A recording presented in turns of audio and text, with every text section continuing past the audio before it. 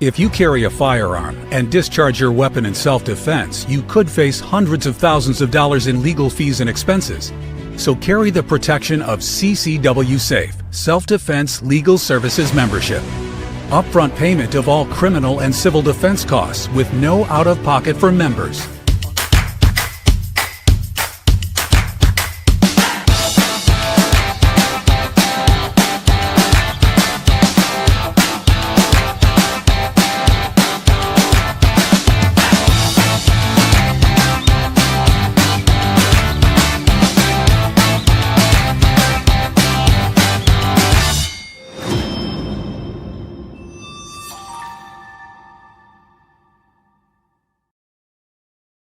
And we are back. I'm Chris Evan, the CEO of Survival Dispatch, joined tonight by my good friend, Agent 711, Khalid Muhammad from Command 11. Oh, boy. It's Head Monday. We're going to come hard right out of the gate. And below Khalid, our good friend, Jeff MD, 26-year CIA operative based out of Arizona, American version of 007. And below me, my good friend, Randy Nance, back home in Texas, combat wounded Green Beret. Tonight is the next episode in our long war series, and we are going to be discussing food supply chains and potential direct terrorist attacks on them, but also indirect as well as a result of 9/11 2.0 complex coordinated terrorist attacks. However, before we get into that, we are going to do the conflicted question of the night first.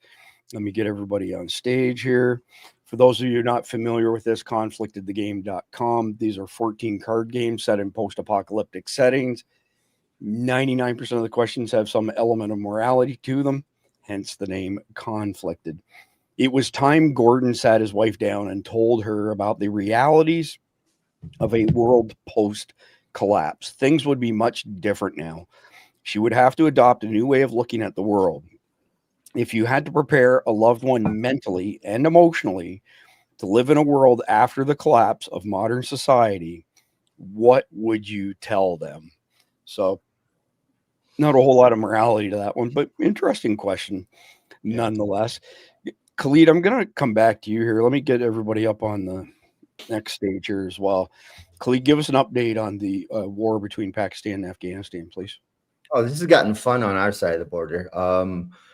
On Friday, I think it was Saturday. You have all kinds of Americans, by the way, writing into their local sheriff telling them BFE. Good stuff, man. I think it was Saturday that the Taliban issued an order to all their fighters in Pakistan to exfil out of Pakistan and head back to Afghanistan. So that was first proof that they do have safe haven in Afghanistan. They were all called back. In the process, we have taken out something in the neighborhood of 200 terrorists in the last 3 days. Right on. It's just guns are blazing now. We've cleared 3 villages of civilians for military ops. We are working right across the border now, and we're clearing villages, moving civilians out of the village, and going in kinetic and going in hard kinetic. We find a terrorist house, we blow it up. We don't leave the house. It's blown up. There's nothing left.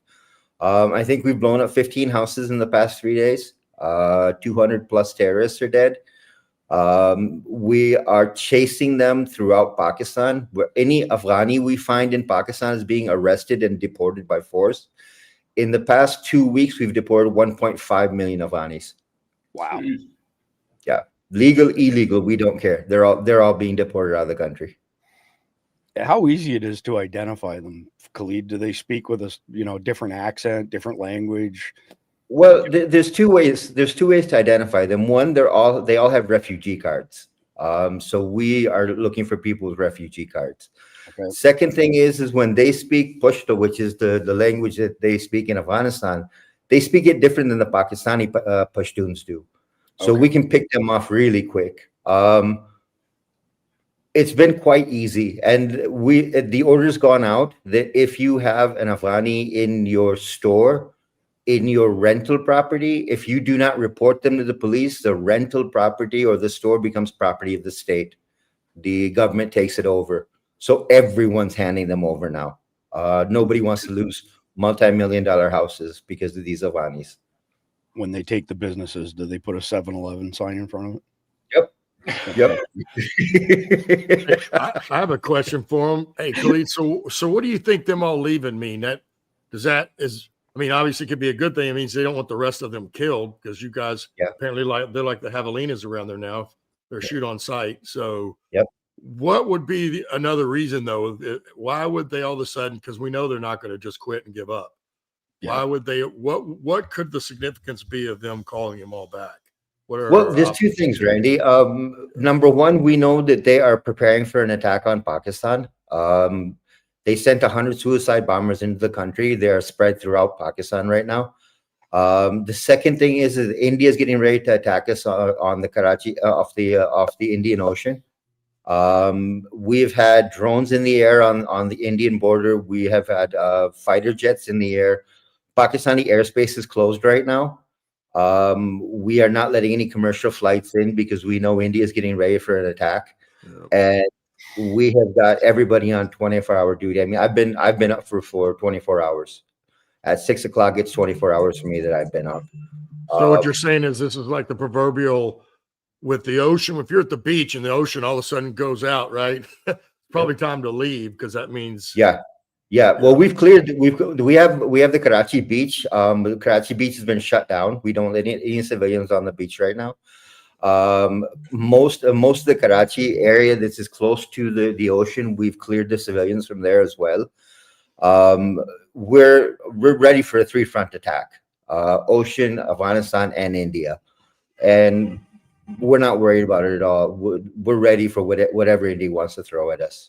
And if they want to send terrorists from Afghanistan, we've got artillery sitting on the border waiting, and we'll just mow them down. We're not even interested in what anyone has to say anymore. If they want to attack Pakistan, we're going to teach you a lesson. Yeah, that's the right attitude to have for sure. So let's jump into our first article of the night here, and this is FBI agent John Guandolo explains Islam in under 3 minutes and absolutely nails it, according to the person who posted this. 2 minutes and 54 seconds. I usually don't play videos this long, but I'm going to play this one, the whole thing, and then coming straight to you, Khalid, for your take on it, and then we'll get Jeff and Randy to weigh in as well. The entire purpose of Islam, according to all Islamic doctrine, is to ensure that there is an Islamic state throughout the entire world called a caliphate, and under that, Sharia or Islamic law is the law of the land. That's it. Islam is no more complicated than that. Islam breaks the entire world into two parts: the Dar al-Islam, where Sharia is the law of the land, and the Dar al-Harb, the house or abode of war, where there is not Sharia as the law of the land. The function of Islam is to eliminate the Dar al-Harb until the entire world is a Dar al-Islam. And the vehicle to do that is called what? Jihad, which in 100% of all published Islamic law is only defined as warfare against non-Muslims. So let's just put that on the line. And so we're here talking national security issues. We have people here that are running for the office of President of the United States, and we have to begin there.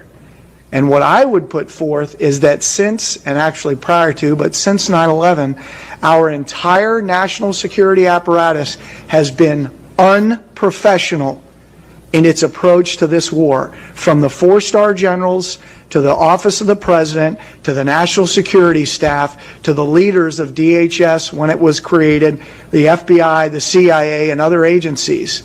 Because we have said this has nothing to do with Islam, despite the fact that our warfighting doctrine says when you analyze an enemy, you start with who he says he is and why he's fighting. And 100% of this enemy that we're facing, from the jihadi in Chattanooga to the 9/11 hijackers and everybody before and in between, have all said we're Muslims waging jihad in the cause of Allah in order to impose Islamic law and establish caliphate, period.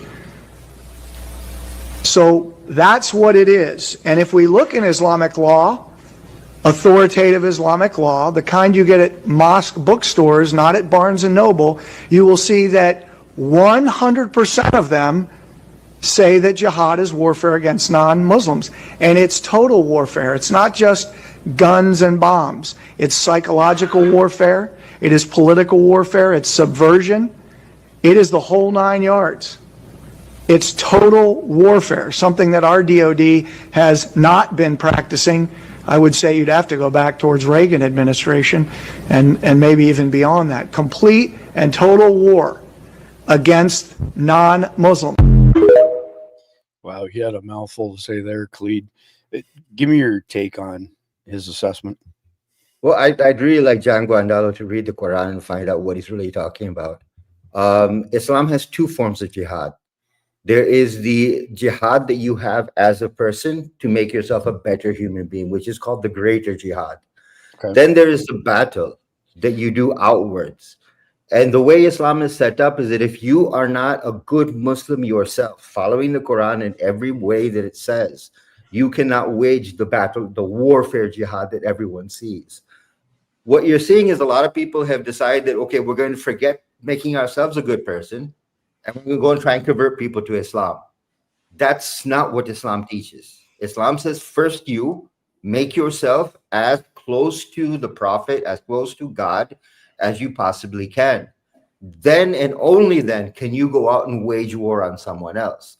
Second question I have for John is, can he name the countries in the 52 Islamic countries of the world? Can he tell me which ones have Sharia law? Because you're only going to find 3 or 4. So if we don't have in 52 countries of Muslims, we don't have Sharia law, how do we impose it on the rest of the world? Yeah, would it be safe to say, radical Islam, radical jihadis, to make that distinction? Look, there's three. I always say there's 3 forms of Islam. There is political Islam, there's radical Islam, and then there's normal Islam. All those Muslims that work a normal job, don't go fight, don't pick up a weapon, pray when they go home. They don't make a big issue out of praying at work or whatever it may be. And then there's those people that say, well, I want to pray in the park, I want to pray in the street, I want everyone to see me praying. That's the 2 other forms, political and radical. You need to show it off. You're not trying to convert people to Islam. You're trying to show off that you're a Muslim. That's not what Islam teaches. Islam says, make yourself a good person first. It's like how the Bible's set up. Jesus said, make yourself like me, so that people look at you and want to become a Christian. Islam is set up the same way. That make yourself into such a good person that people look at you and want to become a Muslim. Now, you can't do that with a gun. Just to play devil's advocate, what's your response to people who say that before, Muslims take power, that a lot of Muslims say, look, that's not us. We don't support this radical jihadi stuff. And that's public facing, but privately they're rooting them on so that if and when the day comes where they do ascend to a position of power, that's what they ultimately want. There's a lot of people take that position. I'm curious what your position is. Yeah, but Chris, here's where the problem is. I mean, the radicals don't believe that we're Muslims either. They don't believe that there's not the moderate. I would be called an infidel. I would be called an infidel because I don't pick up a weapon and go out and kill people. Well, I do, but I kill the radicals. I don't fight for the radicals to spread their form of Islam. So I would be called an infidel because of that. So if they were to, God forbid, take power, they chop my head off too, even though I'm a practicing Muslim. So whoever believes that in my little house, I can sit and go, yeah, way to go, Al Qaeda. Dude, you're a target for them as well because you're not fighting their war. What they want to achieve, you're not part of. So you're also a target. So I always like these propagandas and these narratives that people come up with it. Sharia law in this country, Sharia. I always go back and say, wait a minute. There's 52 Muslim countries in the world. How many of them have Sharia law? Fair enough. If we don't have Sharia law in 52 Muslim countries, how are we imposing it someplace else? And the countries that do have it, Saudi Arabia, Afghanistan, and Syria. Who wants their country to be like that? Yeah, no kidding. A good rhetorical question. Randy, I got a question for you. What do you make of all of the administrations in recent years, especially since 2001, literally tripping over themselves to avoid putting the word Islamic terrorism, putting the word in Islamic and terrorism together. I don't get it. There's got to be something that's driving that. I'm curious what you think's driving it. Well, I suspect you probably remember what I've said on this topic. It was maybe why you've called on me with this particular question. But I've said it from the beginning, that whether it was when I was a private or even into special operations, because, the people that we were fighting were definitely fighting a holy war, right? And that's what if they start saying Islam jihadist, that slope goes right down to holy war, right? I mean, because it's a war over a religion, basically, or using a religion for the reason that you're conducting the war. And we'll say that's what the jihadis are doing, right? They're using Islam as their vehicle of, one, spreading that hate, recruiting people, and then enforcing that on themselves, on others. And, if you looked at, heck, it's probably even out there in open source at this point, because I know at one point, we lost a laptop in Afghanistan that had the entire protocols of the global war on terrorism for the United States of America. And that's like everything. And, it's probably out there. But if you go through, if somebody had the time to go through all that, you're not going to see holy war or any of that, anything like that, or anything tied to any type of religion, because they wanted to stay so far away from that. So I agreed with exactly what that FBI guy was saying when they, from the 4 stars down, the Pentagon, DOD, DOW, if you want to call it that now, which doesn't matter to me, but, they have not handled this the way that they should if you actually are trying to win or even win the hearts and minds. And I'll just say that because, heck, there's proof. So let me think of it for a second here. There's a book out there called Hammerhead 6, right? And now I'll preface this by saying the captain on this team is a Mormon, but it shouldn't matter. It's how he conducted himself on the battlefield and how he had the worst area of Afghanistan back in 2003. Why? Because everybody had left and went to Iraq. So now this was a little National Guard team, I believe. And he had a very large, almost like what the sheriffs and marshals in this country had back in the day. Very, very large area of land that there's no way possible for you to be able to do it by yourself, and even him with his team. And I could go on and on about this, but basically, if you read his book, Hammerhead 6, I don't remember his name, but they actually brought the true SF mission to bear right there. Not only did we in the beginning days of Afghanistan, but in 2003, we had a team that went in there and did the same thing, because why? He had no choice. And he was just smart enough to realize that. And they literally, and Khalid may be able to say where it was, but he literally had the worst part of Afghanistan, where later now it's where the most amount of Americans were killed. And that's a fact. And he had the place locked down. He had everybody, and all the locals loved him, loved his team, and, had literally started telling him who was doing the stuff that when they were doing it and before. And he had that model completely perfectly done. But here's the problem. Here's how our military works, right? And even if it was me and my team, 8 months later, we're packing up and headed home. And the next people that come in charge are going to take over, and they're going to do things how they see fit. And it wasn't just the next team that came, because then that area got broke down further. But the conventional forces also went back to search and destroy missions literally the next day. And we can see how that unfolded and played out, right? And again, you'll have to read the book, Hammerhead 6, to get the whole story. But the things this guy did to win the locals' hearts and minds was what you're supposed to do when you say that. And we don't, we'll just say every time a unit switches out or a commander switches out, even a command sergeant major, usually it's the team, everything changes. Because it doesn't matter how successful those last people were. They're not going to do the same thing they did, because they've got to get their own little OER, their own ratings, right? And their reviews that you get certainly before and after a deployment and a couple of times a year. And those things are very important to your career path. And so, people worried more about getting bullet points on what they did. And unfortunately, things could have been much differently had us as a whole in the military wide said, hey, this actually works right here. And this is what we're trying to do. And that's one of the reasons I eventually came to the conclusion that no matter what they tell us, even the warfighters on the ground, the people that are running the show have a whole nother mission and a whole nother set of objectives that you don't even have any idea about. Fair enough. I believe that.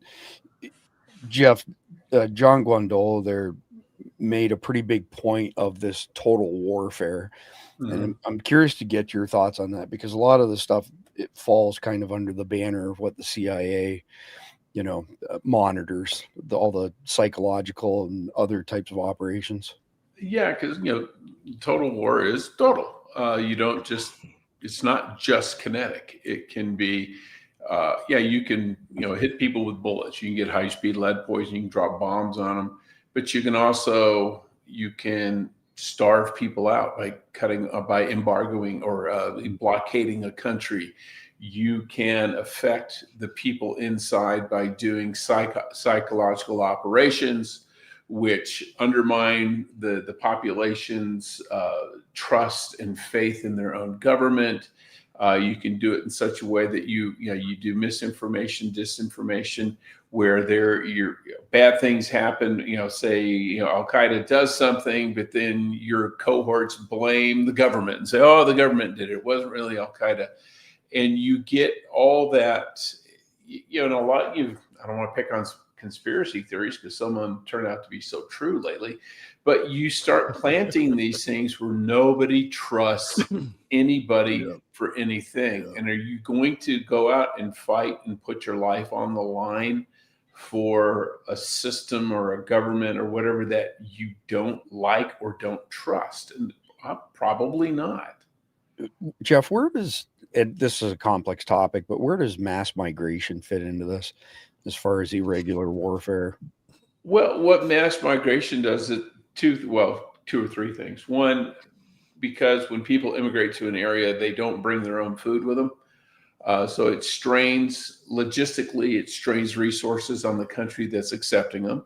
That means they've got to either feed them or they get accused of starving them to death. Oh, it's a genocide. It's like, so there's one. The other one is it dilutes the population base of the natives, for lack of a better word. I mean, we are, you look at white Europeans, kind of invaded and pushed out the Indians, and then then white Europeans became the majority of the natives, the majority of the population. Then you bring in other populations to dilute them down. And it's easier to sow dissension if you have one group that's unified, it's really hard to get dissension going in that. That's what Japan, you look at Japan, they are a homogeneous population. Whereas we are not, in that, there's white Europeans, but you had English, you had Germans, you had French, you had Italians, you had Irish, and then you add in Hispanics and Asians and everything else. When you have that many different groups that identify as different groups, it's real easy to pit one against another. Because one thing we're not seeing at all is saying, hey, we're all Americans. You get, I'm a Chinese American, I'm a Mexican American, I am I'm an Arab American, I'm an African American. What happened to just being damn Americans? Yep. Yeah. Well said. Well said. So let me pull the next one up for you, Khalid. And holy cow, this Pakistani Ayman had been living in Italy for 29 years. One day after he gave a sermon declaring every Muslim must fight the infidels or face catastrophic consequences, Prime Minister Giorgia Meloni revoked his residence and deported him. I'm not sure that I really trust her, to be honest with you. Like, there's some bad vibes there on my part. Say again? Now, It wasn't one speech. He's been doing this for 29 years. Okay. He's been radicalizing people for 29 years in Italy. This guy is Zafar Siddiqui, I think is his name. Okay. He has been an imam for, I think, something around 15 years in Italy. And for 15 years, every Friday, he has been radicalizing people. I would not have deported him. To be honest, if I was Maloney, I wouldn't have deported him. I would have taken him out in the field and BFE. Game over. I would not have let him out of the country. Look, Chris, he went to prison. Yeah, that's it. No, He look, went to prison. I follow I follow a very different protocol. There are certain people that can be reformed. There are certain people that you need to put in the ground. This is one of those people you need to put in the ground. That's a fact. Because you don't let that thing go. And what you do is when you put that guy in the ground, it sends a message to everyone else who follows that mentality that this is the result. You want to follow this? Great. This is what we're going to do to you. That's why I like how we operate on the border here. There is no capture. It is kill. Game over. We're done. And that's it. We put you down, and we've got videos now of our army guys picking up bodies and throwing them into trucks and carrying them off and kicking them. And I mean, it's how it should be done. I could have never foresaw that 7-Eleven would have a corporate policy called BFE. Blows me away. Randy, let me pull the next one up for you, and it's from Sarah. That's a really good post, by the way. Protecting the homeland together. As the FBI has failed to act against commanders, Al-Qaeda has chosen to lead local cells for its upcoming homeland plot. We will publicly release a Be on the Lookout BOLO tomorrow and request the public's assistance in physically locating one of these individuals, which she did do. Before we do, there are critical security points you need to understand. The terrorists already know I am tracking them, and I am under direct threat because of it. The moment this individual's information is posted, he will know he's being targeted. Up until now, he has assumed he's a clean operative as he smartly wiped himself off the radar. That will change instantly. His behavior, movements, and communications may shift as a result, and this must be understood by everyone here. If you use your real name online, practice strict digital hygiene. Do not post, share, or discuss details about him publicly. Instead, print the information, deliver it in person to local law enforcement or a trusted official community contact. There is no advantage in announcing yourself to terrorists operating on U.S. soil. Trust me, the FBI is going to do squat if you end up under direct threat. This is not a low-level fighter. The terrorist we are identifying earned this highly coveted commander role through a selection process across multiple terror groups. He is a battle-hardened, disciplined, educated, and must be considered armed and dangerous. This is not a game. This person must be viewed as the lethal threat he poses. We wish the FBI would act, but we will not stand by and allow another 9/11 unfold while threat reports sit in a folder on someone's desk in a shutdown government more focused on playing politics than on the national security of this great nation. The public deserves the chance to help thwart it. Your preparation and vigilance have been incredible. Please keep it up.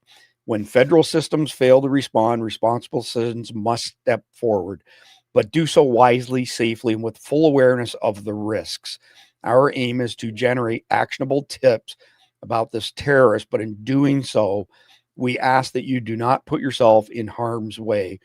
We are in this fight together. Take it to the enemy. Really interesting post on Sarah's part.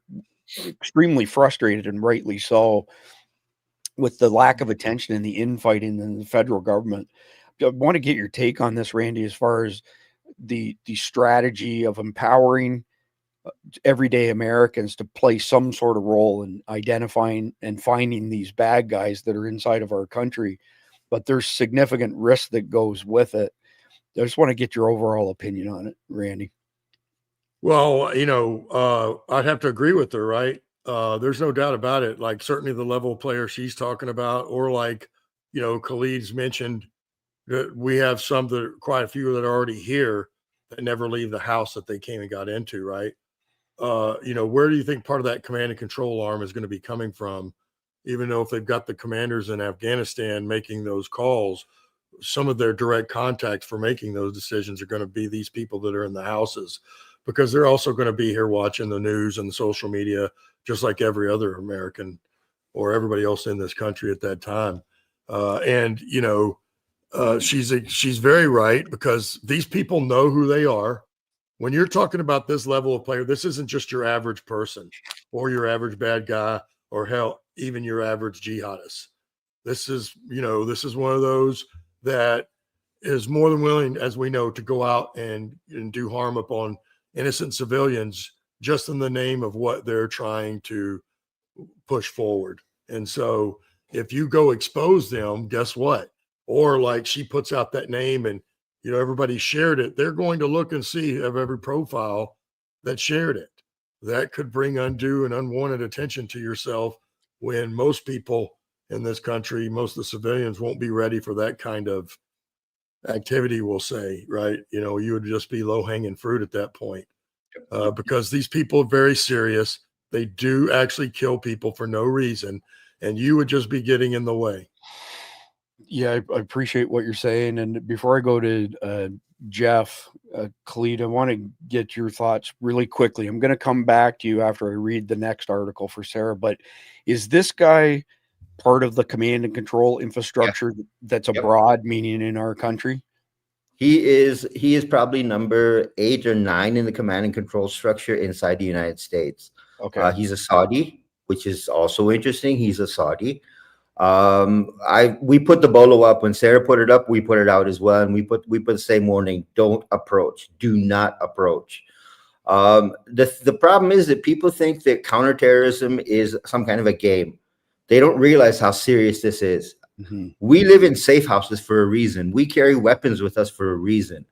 These guys are not, little fun guys. These are people that if they find out you were talking about them or looking for them, they will target you. They will find you. They will kill you. They have no issue with that.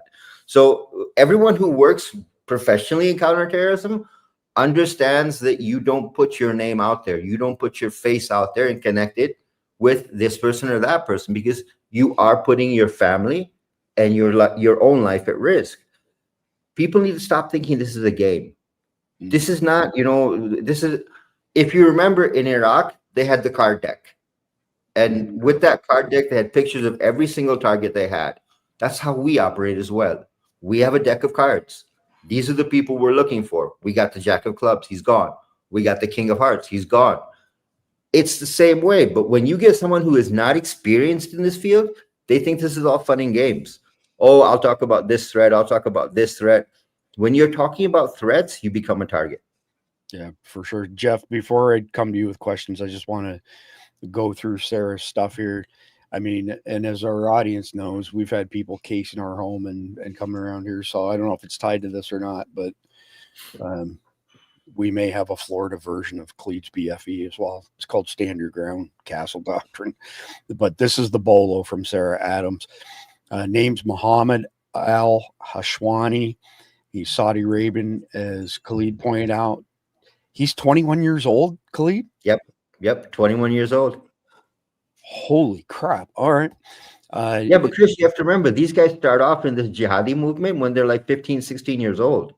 Yeah, I'm just surprised at 21 that he's at as high a level as you mentioned. I believe you 100%. I'm just surprised that he rose that fast. Anyways, affiliation, Islamic States West Africa Province, ISWAP, role selected as one of the commanders for Al-Qaeda's upcoming U.S. homeland plot. Location unknown, but assessed to be on U.S. soil.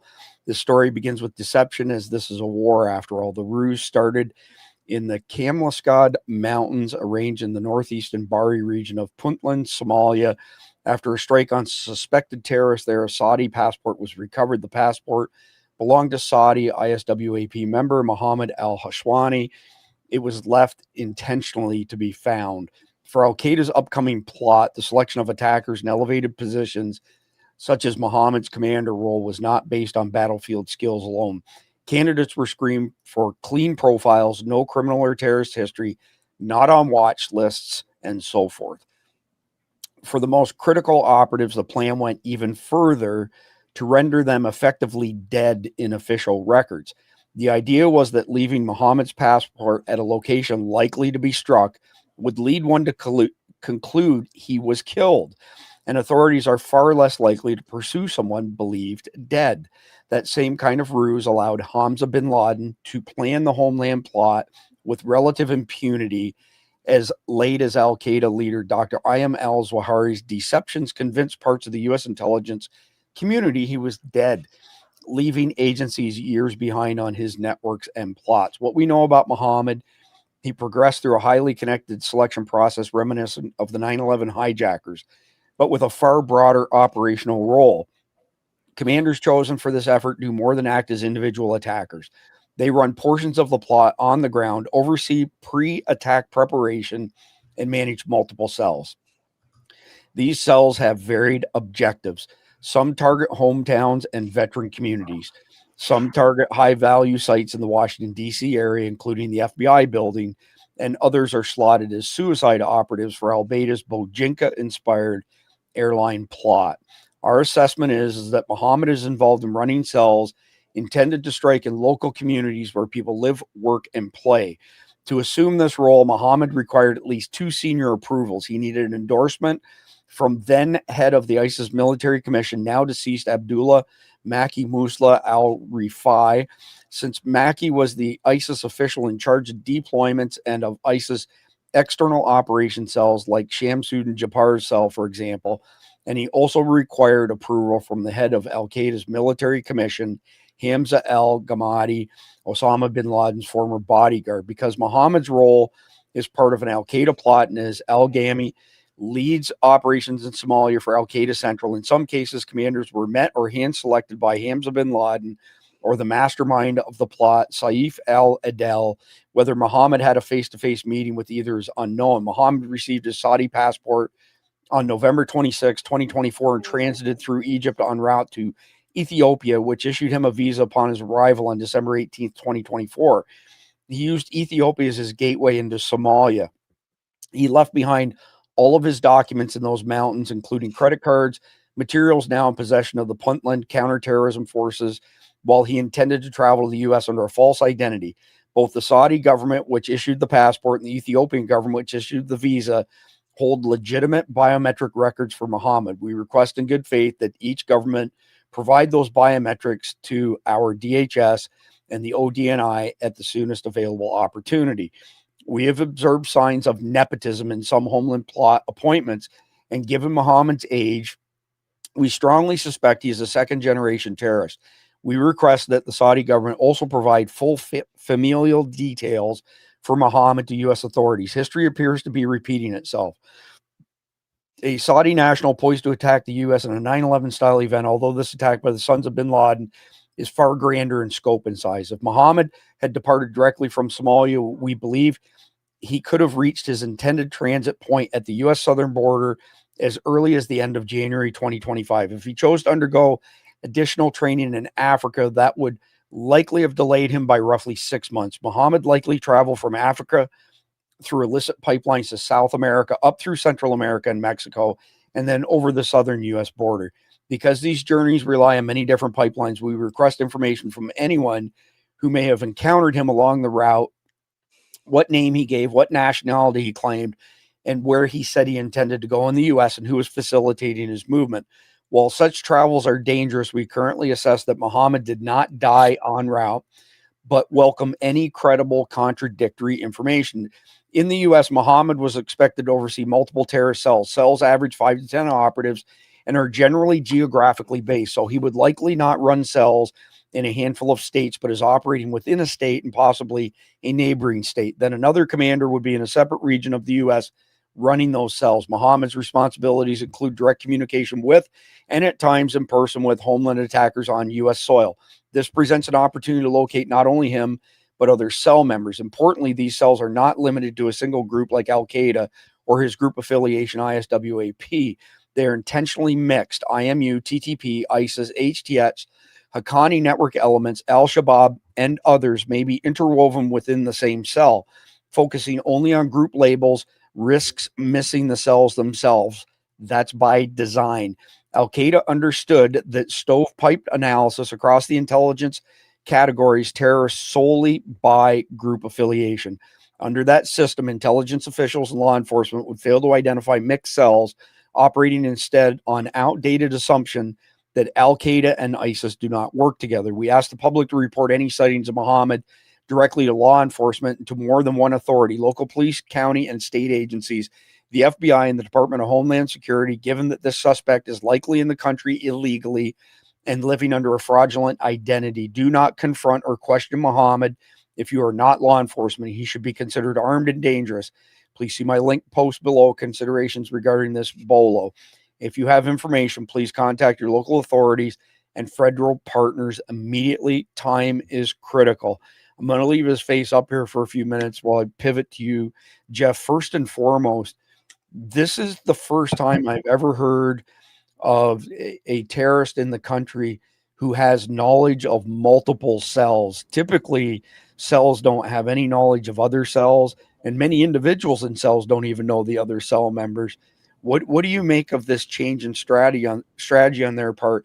And if this is in fact what they're proceeding with, can we cut the head of the snake off by taking out these regional commanders?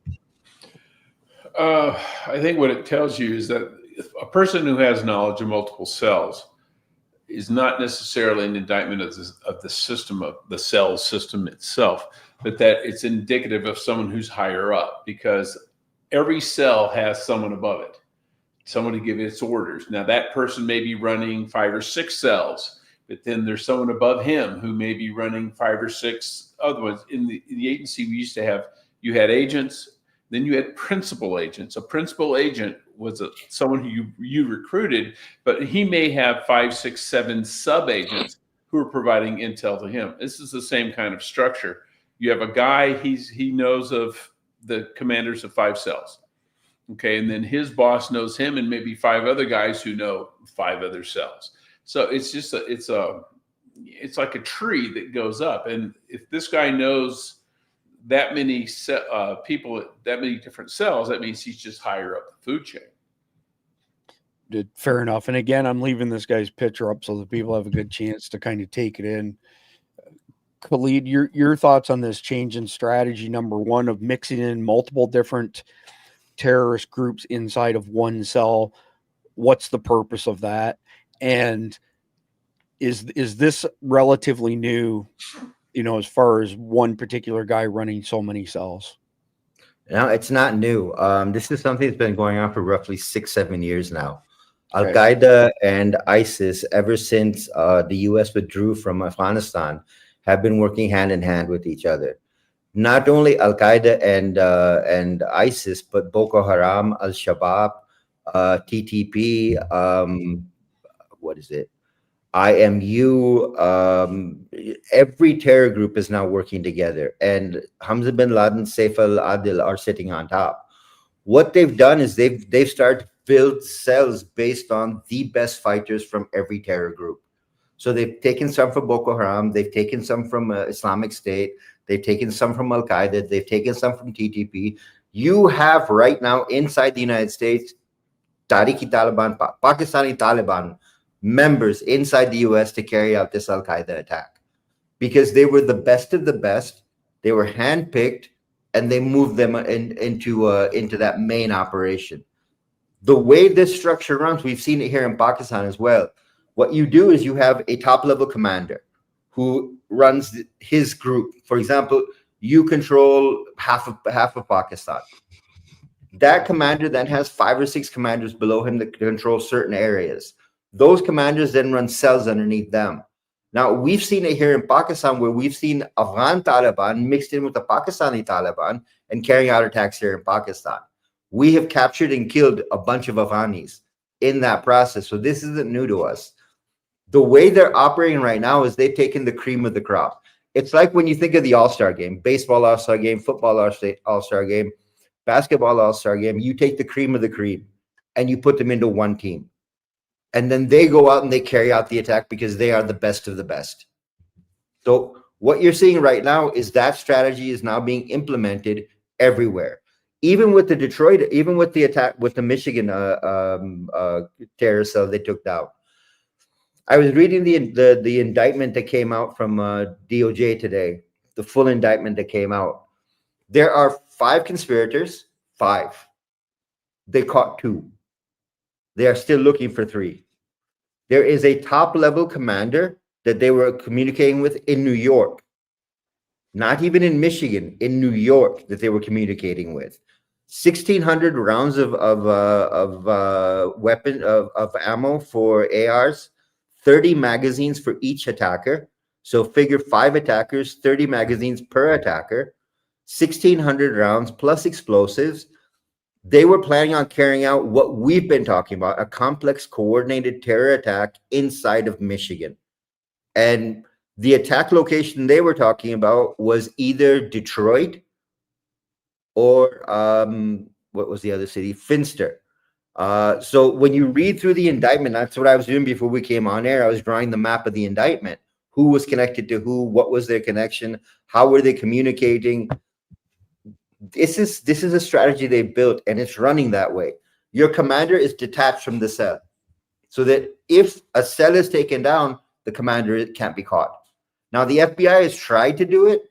I agree with what Kyle Seraphin said on Alex Jones's show, that had you coordinated with the entire 16 agencies that are part of the U.S. intelligence community, you would have gotten the guy in Syria that was coordinating with them. You would have gotten the guy in Iraq that was coordinating with them. You would have gotten their commander in New York as well. But you moved too quick to take this cell down. Okay. Ben, it's crazy stuff. Like I said, I wanted to leave it up for a minute just so people had a chance to take it in. So the last one here is long, and I'm just going to touch on it really briefly so that we can get going on the main topic. And I'll put a link to this in the live chat in just a second. So Christian persecution in Nigeria explained. When I was in Cairo earlier this year, all hell broke loose with Egyptian state security outside of USAID. Here's the secret part. I could say little about at that time. I wasn't in Egypt for USAID. I was there to meet with a bunch of people. And this goes on, is a very long thread on the slaughter of Christians in Nigeria. And we've been tracking this for quite some time. Somebody last week said they didn't believe it was happening. They were not up to speed on this. This is absolutely happening, and it's happening at a massive scale. So I'm going to send that out to y'all in the live chat. And while I'm doing that, I want to come to you, Randy, and get your thoughts on just overall the massive number of Christians that have been slaughtered in Nigeria. And all of a sudden, a year later, so the media is finally catching up a little bit. I mean, it's disgusting how they've hidden this. Well, I mean, it's like anything else, they're not telling the truth about anything. And, it kind of makes me wonder why now, not to say you shouldn't, Good but question. my point to is why now? What is the reason, that mechanism that either forced them to do it, or what's the reason they're choosing to do it now? But yeah, it's something, that somebody should have done something about a long time ago. But, again, here we have a media that won't tell the truth. So we've got, all the people that listen to that, the mainstream media, well, most of them are going to not believe that it's actually happening. It's no different than the white farmers in South Africa. That wasn't popular either. So, well, that's a great question, Randy. Jeff, do you want to take a swing at that? Why now? Why is this coming out at this point in time? Yeah, well, it's not new. It's been going on for years, many years. But, well, Trump just mentioned it and said he was going to bring it up with the president of Nigeria, and who's claiming, oh, it's not as bad as you think. So it may be getting that. So they're trying to get ahead of it. It's worse. Because if Trump makes it a big deal, then people are going to be going, what slaughter of Christians? No one told us about this. So they've got to say, yeah, we did. We told you that day before yesterday. Right. Yeah, that's crazy. So I'm not going to read this next article. This is from our friend Ryan Geho, and this is an article he put up on his Substack today. And it's a good article. Ryan's a really, really good guy. We've had him on Survival Dispatch a few times. And he's also part of Mike Glover's Dead Drop Intel team as well. So if you have a chance, after we're off tonight, go ahead and check it out at the link I just sent to you there. So let's get into the main topic for tonight. We get all my notes pulled up in front of me here. So again, tonight we're discussing post 9/11 2.0 complex coordinated terrorist attacks on the homeland. And the fragility and failure of food supply chains, some of which will happen as a result of people just refusing to go to work and leave their families behind, as well as fear of what might happen if they leave the sanctity of their homes. So you've got a breakdown in supply chain. If you have a breakdown, number of people are actually willing to go to work and not send their kids to school, et cetera, et cetera. But you also have some very specific bioterrorism acts and plots that we've had intelligence on for many, many years. And we're going to cover some of that tonight. But I think immediately what happens, and we've discussed this ad nauseum in the past, so I'll only quickly touch on it. Most grocery stores have 3 days worth of food on the shelf. When all hell breaks loose, well, actually, let me back up. Before all hell breaks loose, when stock reaches a certain level for a product, it sends out a PO to the distributor. It sends out a bill of lading to the logistics company. Everything's automated. There's no dead tree format to fall back on. So if all hell's breaking loose and nobody's going to work because of 9/11 2.0, it doesn't take a rocket scientist to figure out there won't be much food left on the shelf in very short order. And then we run into a worst case scenario of food riots. And my saying is we're never more than 3 missed meals away from anarchy. So it's important that whatever you can afford out of your paycheck or savings to build up your stock of food and water, I highly recommend that you do that. If you have time to learn how to garden, it's not something where you buy seeds, throw them in the ground, poof, all of a sudden you have food. It's a process, not an event, for sure.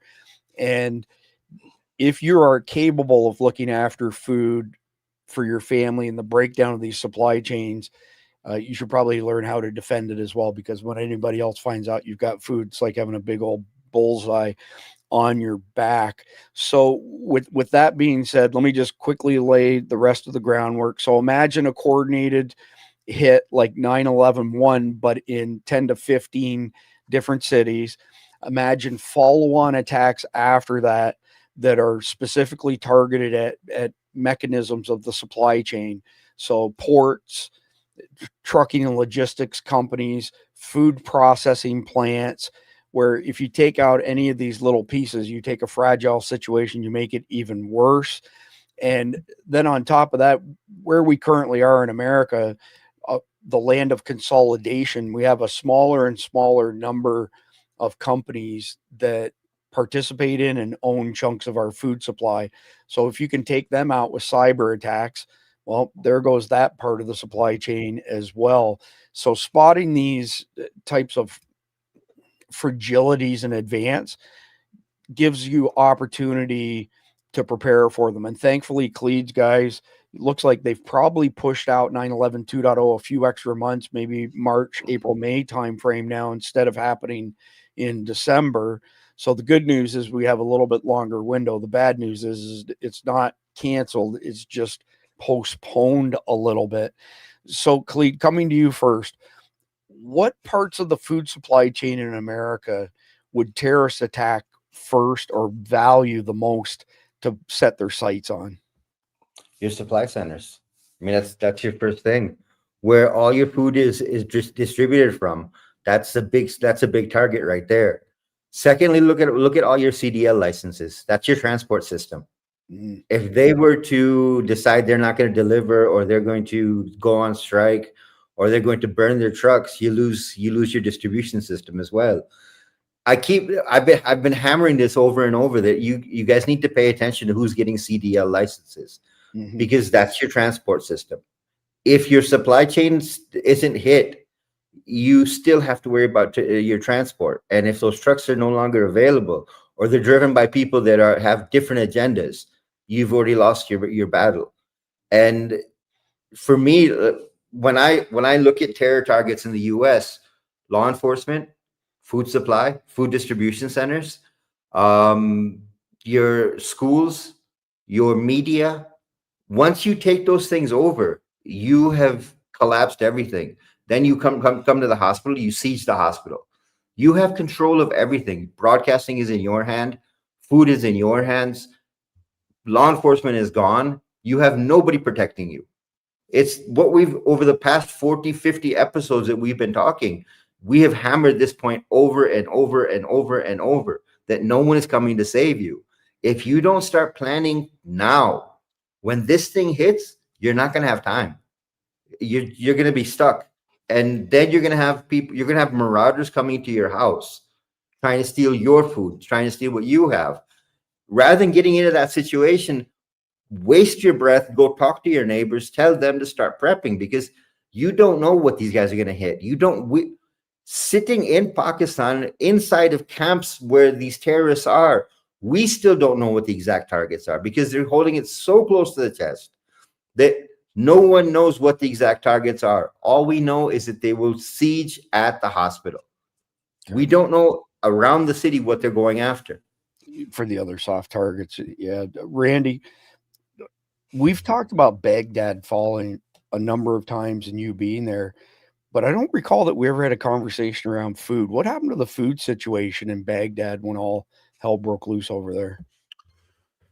Well, for me as a soldier, it didn't change whatsoever. We still had plenty of MREs. In fact, we stacked those up, but we gave out a bunch too. There was a lot of begging going on, and I don't know, you have to realize too that, even though we're in a big city of Baghdad, it's not like a city in America. It is somewhat, but most of the population is still illiterate, and that type of thing. So I don't know if that was, obviously they obviously didn't prep for when the Americans came, right? But they were telling them, even on the BBC, and I heard this myself when I was sitting in the airport, Baghdad International, which was Saddam International Airport at the time, because he still owned it. Okay. And we heard on the BBC, and them, including their defense minister, I don't remember his name now, but basically saying we weren't there yet. You know what I mean? And even trying to say we might not even be in the country before we were way down south, but we were already in the airport. So, they were putting out that kind of information. But when I went into these people's houses, they were very poor. And that's where I was going with it. Most of them are illiterate. They can't read or write, which is part of the problem. That's the biggest part of the problem. People like Khalid, he can read the Quran himself. He doesn't have to have anybody tell him what it says. The majority over there do not. And then they also don't have good jobs because of which. So to me, there was it looked like there was a lot of struggling going on, for your average Iraqi that lived in Baghdad at the time, certainly with no resources of any kind. Anytime I just tried to also directly reflect back on times that we went into people's homes, which was where every day.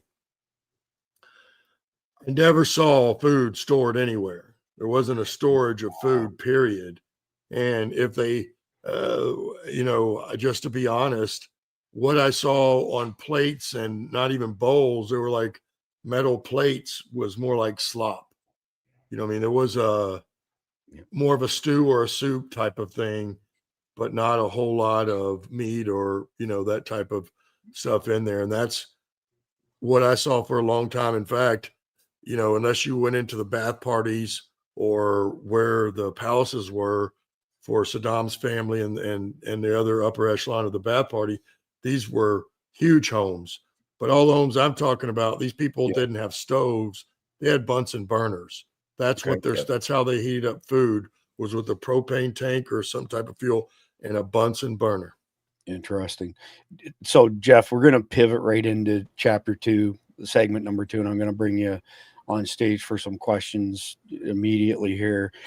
So just let's look at cracks in the supply chain and where the food system in America could break down. So starts out with these massive farms. Now there's been huge consolidation. It's been going on for at least 25 years by my count, where they've been buying up these family operations and putting them together in conglomerates. So number one, those spots in particular are wide open, not defended, prone to sabotage. Wouldn't take much to sabotage the food supply at large farms, number one. But then when the crops or livestock go from those farms to, a packing house, distribution center, like Khalid said, well, now they're vulnerable to the delivery side of things, the logistics side of things. And I have a question for you very specifically on that in just a second.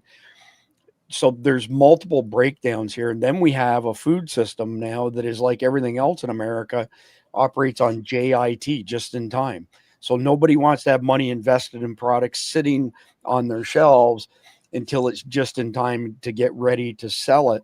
So my question to you, Jeff, is at a really high level, I'm looking at it thinking to myself, you get JIT for food. We know that our power grids have been compromised by multiple enemies. If you take the power grids out, you can't pump fuel. If you can't pump fuel, you can't deliver anything. Doesn't seem to me this needs to be terribly sophisticated to cause mass chaos as far as food's concerned. Yep. You got to realize we don't have a shortage of food. We got plenty of food. It's the distribution. It's getting it from where it is to where it needs to be. If you look, you talk about the consolidation in ag, which is true, but there's an advantage to that too. A lot of these larger farms, and I knew a family that had 25,000 acres of rice and soybeans. When you have an operation that big, you build your own granary. And so instead of shipping your stuff by truck to the regional granary, you just have your own granary on your own farm because you're a big enough customer for yourself to justify that expense. So yeah, there's just a lot of distribution all over. The bread you eat today was probably made from wheat that was grown last year.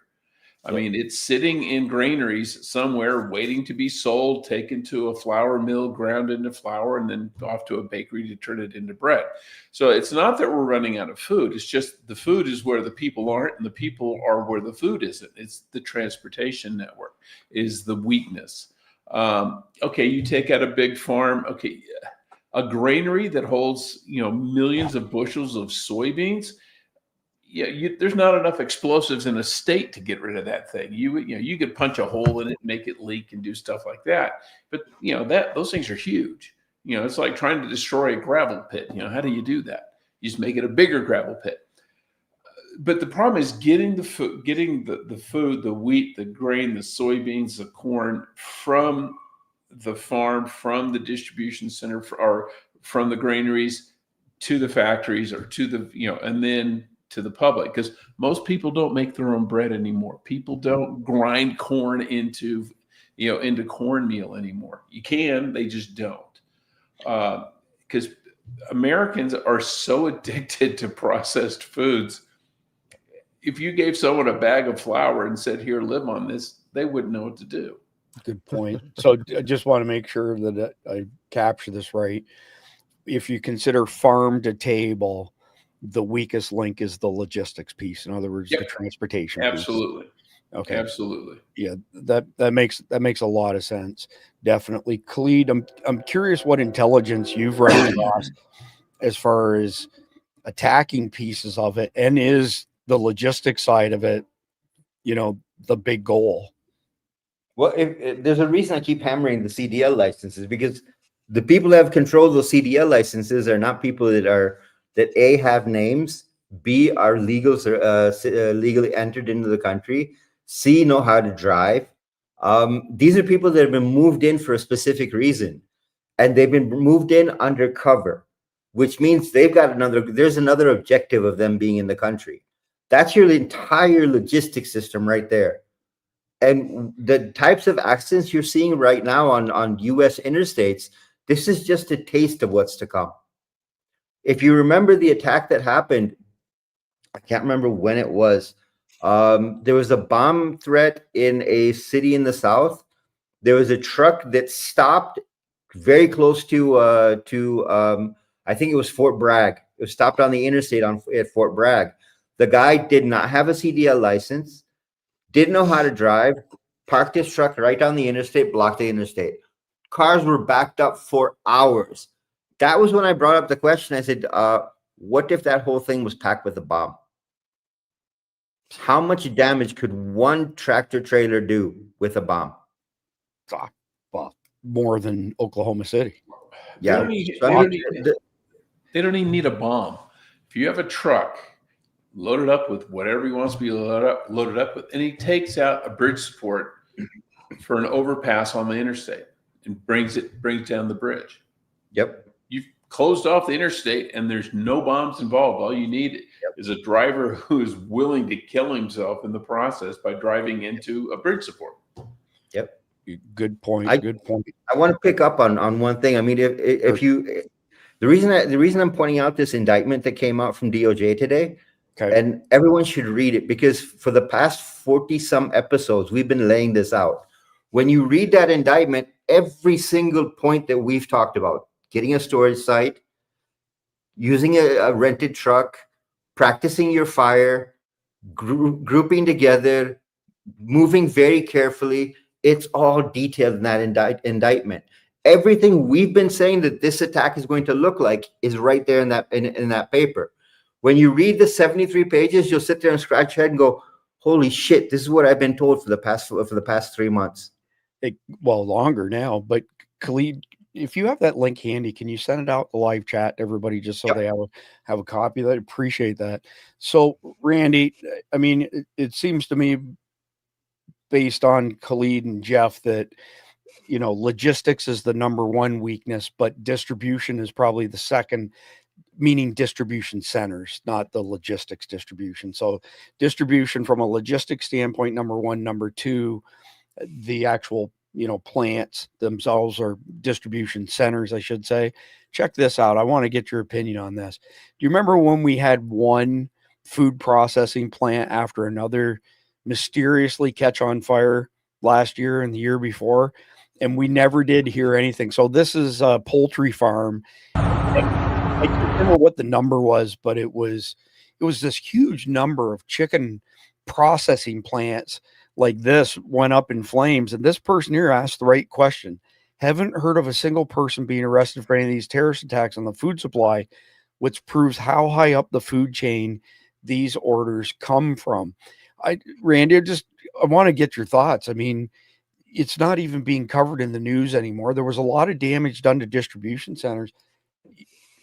There's no way that happened by fluke, man. Well, there's not. And if you look at the entire 4 years Biden was in office, look at all the things that happened, whether it was, all of a sudden we start having trains derail and all kinds of issues there. Some had chemicals on them, some didn't. And then all the food, whether it was eggs, there was all kinds of things that got attacked during the Biden years, and no one was held accountable for any of it. And then the news act like, well, it's just another day. It was just another fire.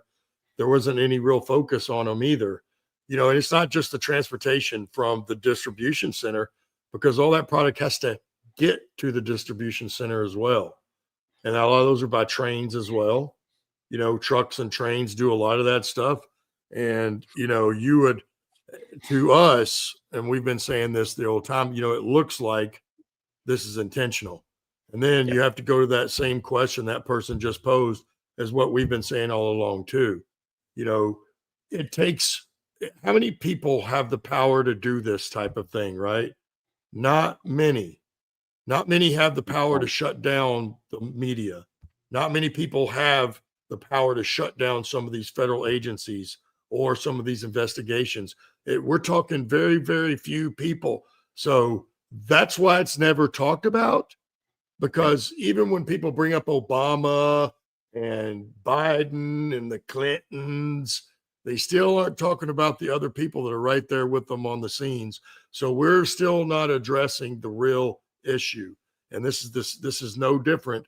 And that is why, because there's still 3 and 4 layers, if not more than that, deep up in there. And it's not even getting to encroach upon them.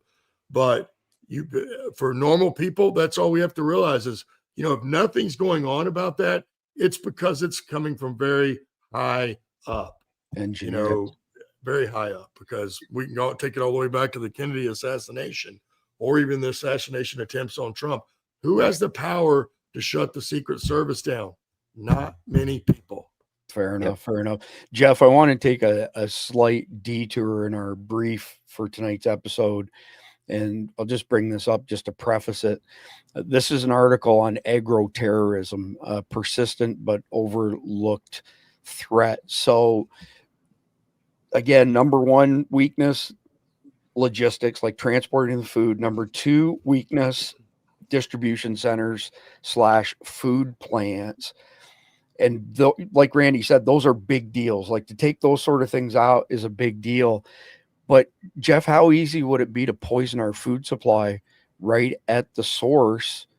I mean, most of the food we have in this country is poison already. But I mean, it seems to me that there's very little eyes on this stuff now that we're down like 3 levels.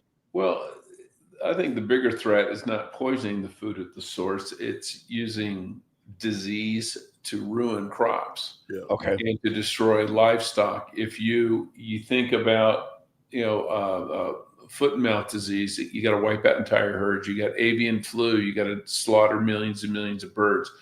If you had rinderpest, it would devastate the cattle industry. But there's wheat smuts. There are different fungal infections. There's different things that we try very hard to keep out of the country. Mm-hmm.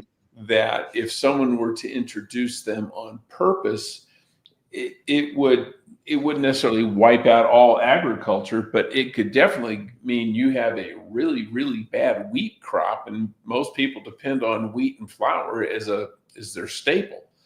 So if you were to import diseases that affected corn, wheat, rice, and livestock and poultry, yeah, you would have a devastating. Now, if you had a disease that wiped out asparagus, okay, yeah, that would suck if you liked asparagus, but the country's not going to starve because of it.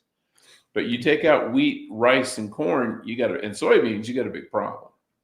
Let me just throw one more thing in here before we get back on track. So this article here, this is partway down the page. An attack would have huge impact. So a major agro-terrorist attack would have substantial economic repercussions, especially when allied industries and services, suppliers, transporters, distributors, and restaurant chains are taken into account. The fiscal downstream effect of a deliberate act of sabotage, like you're describing, like ruining crops, would reverberate through other sectors of the economy, ultimately impacting the consumer.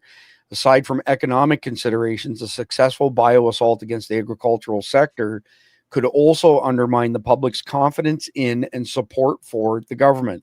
The mechanics of dealing with an attack, especially the potential need for mass animal slaughter to contain a major disease outbreak, could certainly generate public criticism, as it did during the 2001 foot and mouth epidemic in the United Kingdom.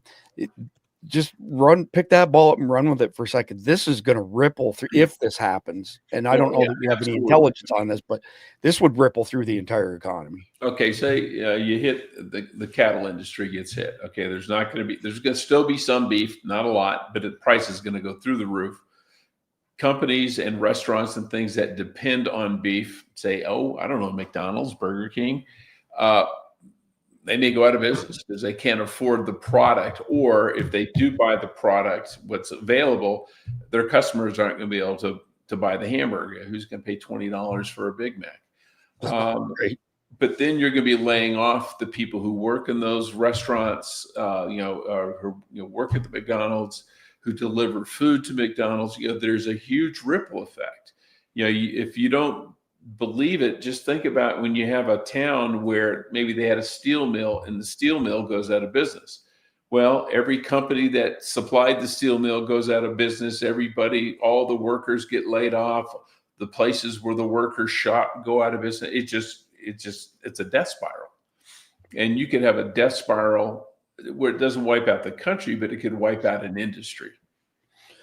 Well, I think it could also wipe out society to a certain extent as well, because if you start constraining food supply, it makes it really hard to defend yourself, right? You can't fight if you're hungry. If you're starving to death, you're not much of a force. And Randy can attest to the fact that our military is the best fed military in the world. Our supply lines are better than anybody else's for getting food to the guys who need Armies travel on their stomachs. Yep. Wow, that's great saying. Absolutely. So let me reel this back in and get back on target here. So segment number 3, what's the fallout from when the initial attacks happen? So the 9/11 2.0, and then what happens after that? So right away, like, major terrorist attacks are going to cause empty grocery, aisles, shelves. Shipments are going to probably grind to a halt, and people are going to be forced to try to get by on whatever they can. As Randy mentioned, or Jeff mentioned, pardon me, prices will skyrocket on simple things. And then I think you're going to see people not just stealing other people's food, but the good people who aren't thieves lining up in bread lines, for lack of a better term. You'll see tempers flaring. You'll see it roll over into every industry, because when you don't have food, again, it's not only hard to fight, it's hard to get by. And so I think that the key part of this, the food stuff, is that this goes beyond just hunger. This shakes a society's, entire sense of safety. And we've lived in the most permissive / safe environment in the world ever here. I think that the food linchpin is an underthought of threat to completely just putting our country into an absolute tailspin. So, Khalid, I want to come to you on this. You grew up here in America. 9/11 2.0 kicks off tomorrow. How long before the grocery shelves are empty? Maybe 3 hours. Oh, tell me that's not a sobering thought. Well, think about it, Chris. When you see, let's just take, natural disaster. When you know a hurricane's coming, how fast do the grocery shelves empty? Well, within a day, everything's gone. Well, it's a little known, fact that people out of the Southeast don't know, but when a hurricane comes close to Florida, all the cows stop making milk, the chickens stop laying eggs, and there's not a shred of any of them to be found on the shelves. Just saying. I mean, when you talk about people going into panic, and we've said this a few times, that when the first explosion is heard, even if it's on TV, someone says, there's been a blast someplace, people are going to go stocking up, and you're going to be fighting for a loaf of bread like you fight for a TV on Black Friday. And when that loaf of bread runs out, look what people were doing over toilet paper in 2020. Right. Yeah. I mean, people don't take this thing seriously. And this is what bugs me, is that what we're telling you, it literally just happened 2 days ago. That's why I keep pointing out that indictment. Read the indictment. Everything we're saying to you is in that indictment. That was their plan. Multiple targets, multiple people, different groups to carry out one city attack. And you think we're talking about it, but it's in a Department of Justice indictment on an arrest that happened this past weekend. Yeah. So this isn't pie in the sky anymore that we're fear mongering. We're saying something might happen. It was about to happen. Yeah. And when you don't start thinking of it from the point of view we're thinking, that start prepping, start buying dry foods, start buying canned foods, get this stuff into your house, because when the shit hits the fan, you have hours, and then everything is gone. And one other thing, Chris, there have been 14 refineries blown up in this year alone. 14 refineries have been blown up this year alone. This is not just one thing or another. They are targeting every major piece of infrastructure. And by targeting that, they're figuring out exactly what they can do. The word terrorism is not used in the United States, period. Yeah, that's crazy. So, Randy, check this out. Great question that I want to pose to you. Is food security national security? What are your thoughts on our national security if the food supply gets smoked? Well, it will become a national security issue, right? We've never had that issue here in the United States. Let's just look at the poor parts of Africa where people starve to death on a daily basis, like literally starve to death on a day. Yeah. Look at what those folks look like. What can they get done in a day's time? Not much. We'll go back to the show Alone. If any of y'all watch the show Alone, what do those people look like in about 30 days when they haven't had a lot to eat? Yep. And, that's a fact. Yeah. And I think it's part of the plan. Right? That's how insidious this plan really is. Why? Because if you take out, the food markets and you take out the distribution of it, and the next thing you know, people are starving to death across this country and around the world, because of which, then you don't get the blame, do you? Oh, look, we had these series of misfortunate events that led to this and people starved to death. As bad as that is, we can fix it and we'll do better next time. But that's not the truth of the matter, right? I think because if you go and you poison the beef, right, and you poison people through the food, that can be traced back to you through the manufacturers, through the chemicals, then you get caught. But if you can create the situation to where now there's a problem with food, even in the United States, where it becomes a national security issue, and it will. Food and water are national security issues when they get to a certain degree, to a level. And if we get to that point, they will absolutely become a national security issue because, as we mentioned, an army fights off of its stomach. People, all of us going to work every day is because we're able to eat. Look, this country has thrived because people can eat 3 meals a day almost every day of life if they want to. Yeah, well said, Randy. This article here is from farmsfeedtheworld.com. Food security is national security, why it matters to everyone. And it goes on to touch on things like economic costs. So the food insecurity spills over to higher healthcare costs, reduced workforce productivity, which just fuels more inflation. Social stability goes in the tank. So now you get more social unrest, basically more crime comes as a result of that. And then you end up at the next point where we're weak and we have no resilience against attacks or national disasters.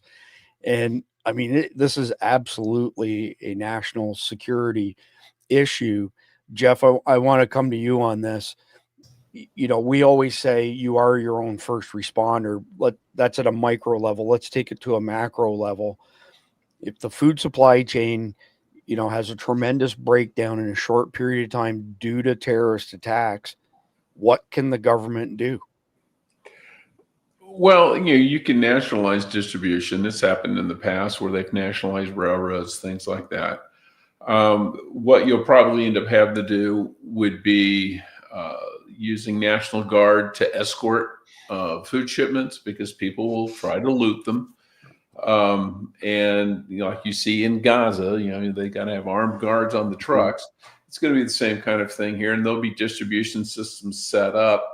We have a good distribution system when the power's on, but it's going to be getting it to the stores and then having armed guards in the stores to make sure there's no food riots breaking out.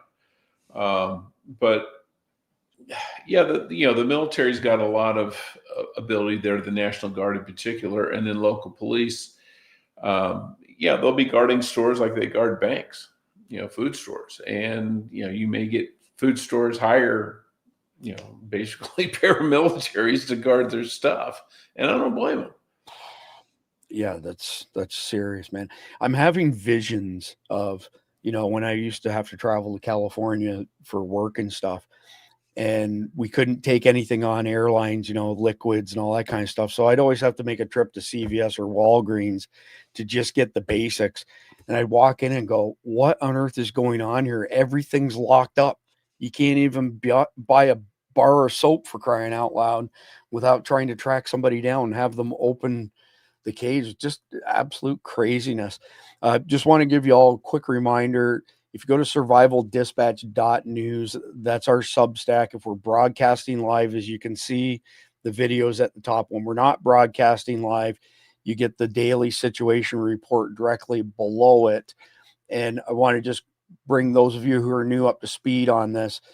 We sell Guardian memberships for $7.99 a month or $74.99 a year, which gets you 2.5 months for free. And we've been very fortunate that we've had this community gel around Survival Dispatch. We literally have thousands of members across the country, which means we have eyeballs across the country. And one of the unintended, benefits that's come out of this is when the shit hits the fan and you're looking on legacy media and you're looking on X. Well, we don't trust legacy media, so we're probably not being told the truth.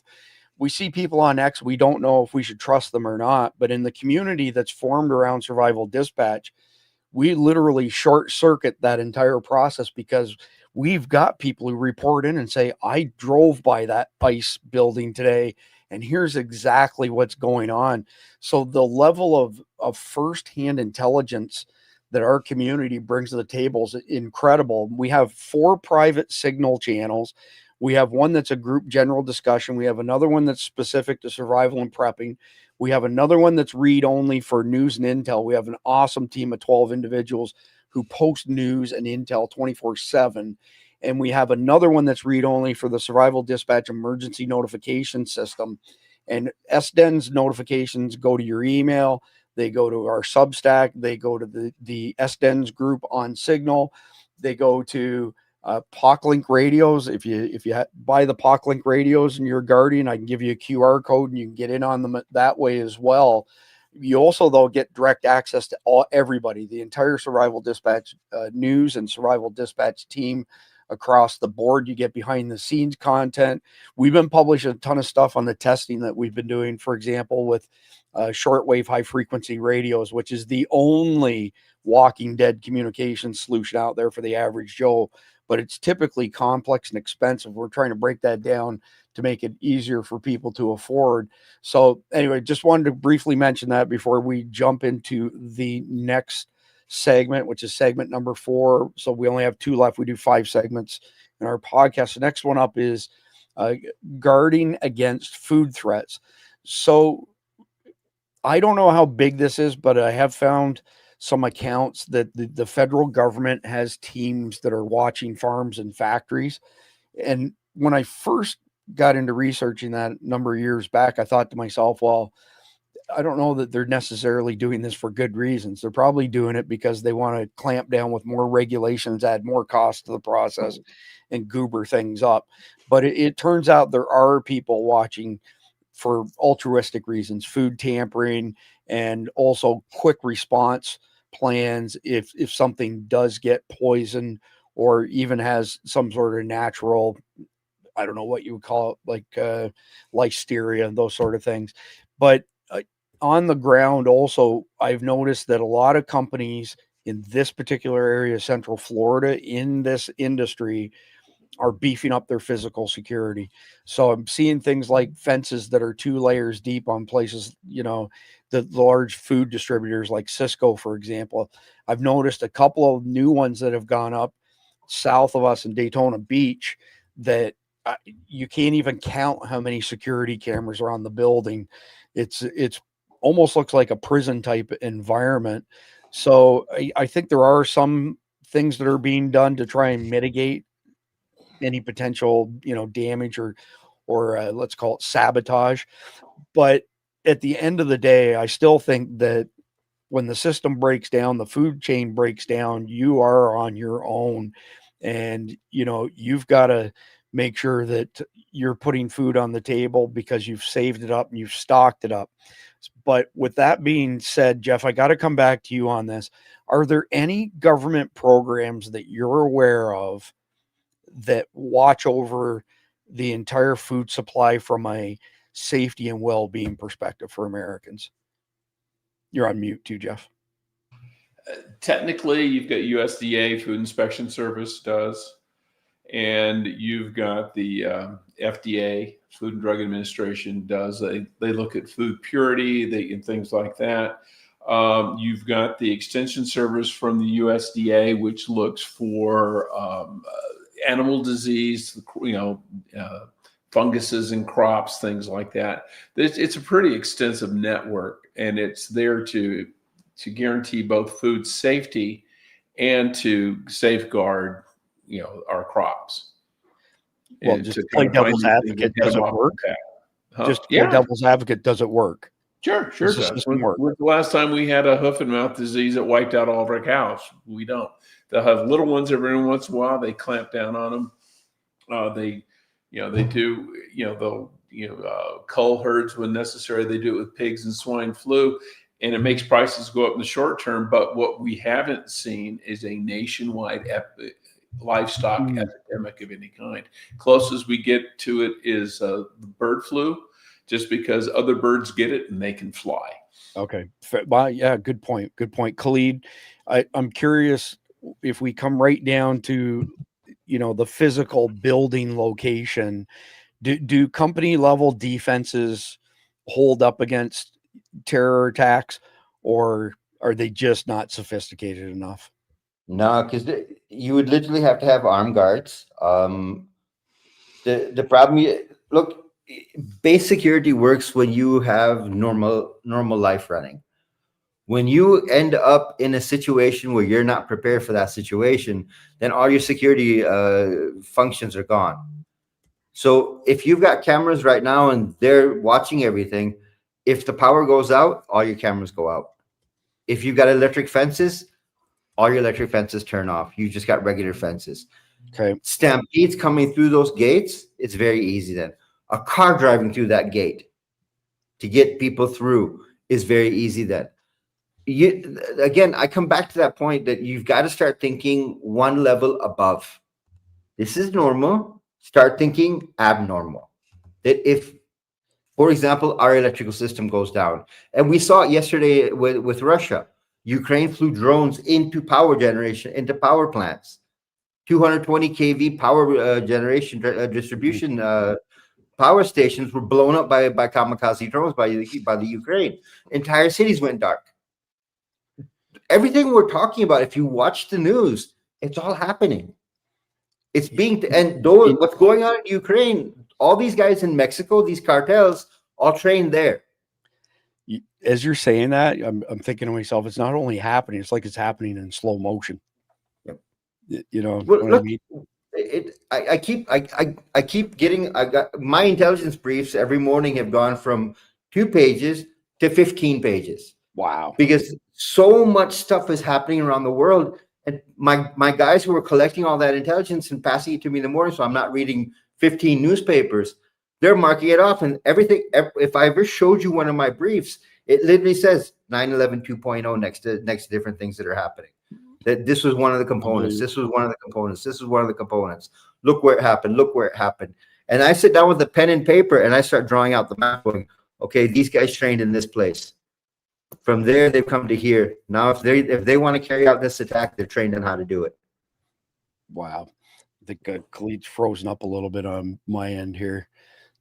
You're kind of cutting in and out a little bit, Khalid. Might be we've got rain. We've got rain here. We've got rain pouring down here. All right. Well, I want to pivot to you next anyway, Randy. Check this out.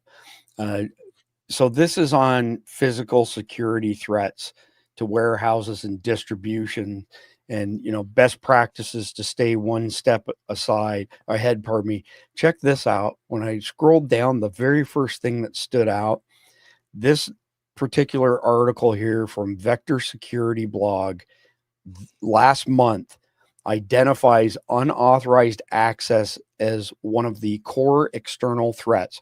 Former employees, unauthorized visitors, or criminals posing as legitimate personnel. Refresh my memory, but did we not discuss this a year or two ago, Randy, about how food distribution centers had virtually no physical security and people could walk in and out without being, no interdiction at all?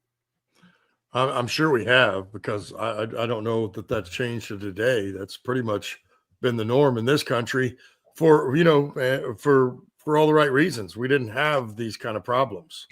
We didn't have to worry about these types of things. But, that day's come and gone, apparently. Yeah, certainly looks like it.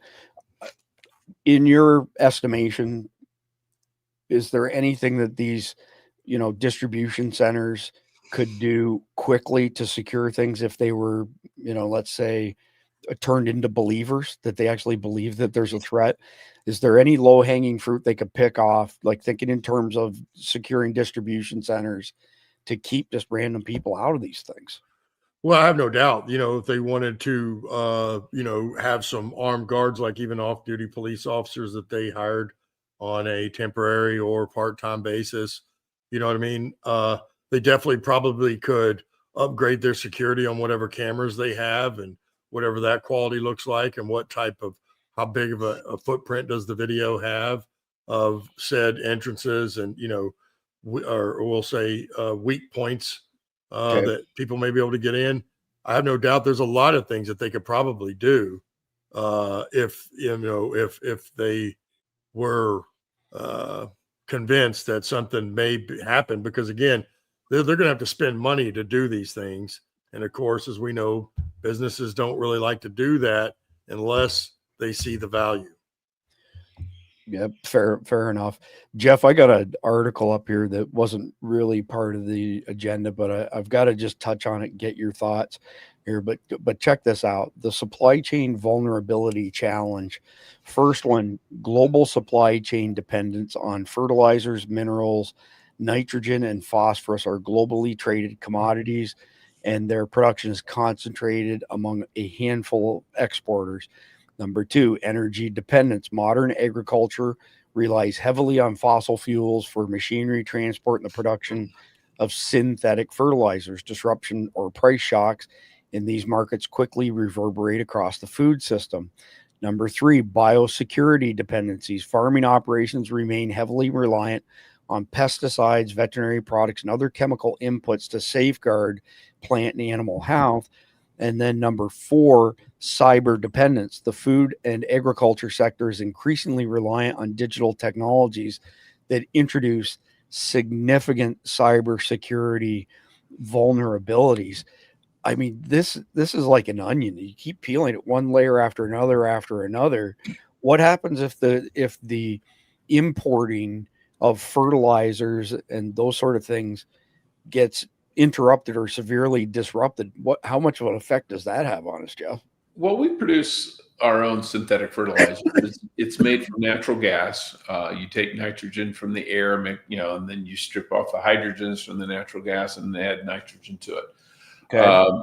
That can be done relatively easily. It's a process that's developed back during the First World War. It's not that big of a problem.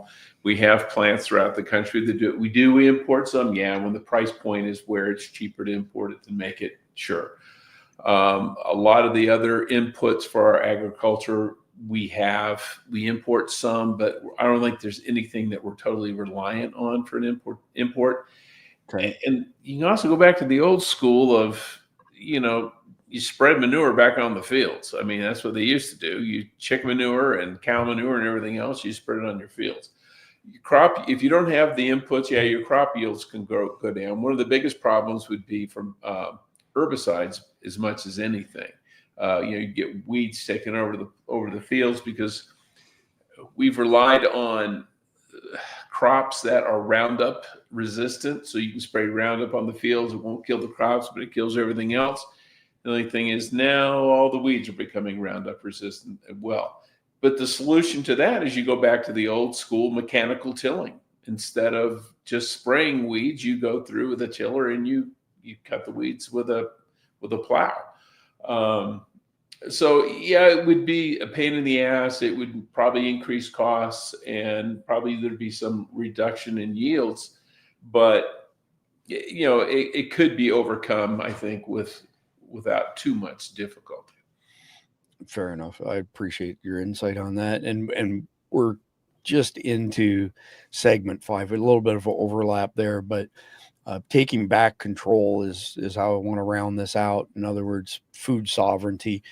So starting with, small backyard gardens, those sort of things. Here's a number I've mentioned a couple times in the past. Currently, less than 1% of Americans get vegetables and fruit from their backyard garden. 1945, end of World War II, that number was just over 50% of American got their fruits and vegetables out of their backyard. So it's like going backwards to move forwards sort of thing. But again, it's not something that you go out and you buy a bucket of seeds and then the thing happens, SHTF happens, and then you decide to grow a garden. It's a process, not an event. And if you're going to do something like that, my recommendation is you start, yesterday. And then on top of that, I think one of the things that we can learn from the past as well would be local co-ops. So we used to have all sorts of farming co-ops when I grew up all over the place. And you could go there and buy, whatever type of quantities of essentially raw food products. I'm not talking raw meat, but I'm talking stuff that wasn't all ultra processed, packaged in a box that's all fancy. And and whatnot. And I think that having, farmers co-ops again is something that it might be worth considering, at least in, call it, rural areas, maybe the edge of suburbs, those sort of things. But if we had some of that stuff in place, I think we'd be better off if and when our food supply gets attacked. But on top of that, I keep coming back to it, but I got to say, you can't fight if you're hungry. And if we are going to defend our country against all these terrorists who've been let in and who are clearly want to make 9/11 2.0 far bigger than 9/11 1.0, we have got to make sure that our food supply is looked after.